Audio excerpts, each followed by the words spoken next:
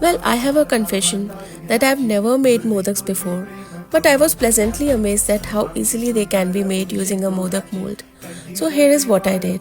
For the dough, I made a thin sugar syrup using some sugar, honey, rose syrup to give that pinkish color, and also some almond extract. While the syrup is still warm, slowly mix the syrup into 1 cup of almond flour and knead it to a soft dough. Use some ghee while kneading the dough to make it less sticky. For the filling, it's a simple mix of roasted desiccated coconut, some chopped nuts and gulkand, and some cardamom powder. Then comes the fun part, to shape the modaks using that mold. Just grease the mold with ghee, put some chopped pistachios and then the marzipan dough. Make a small dent in between and put the filling. Then press it tightly together and say, Ganpati Bappa Moria. Remove the excess dough from sides. Open the mold and here you have it, a beautiful modak.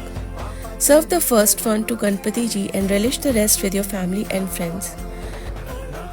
Now don't keep waiting and give this recipe a try.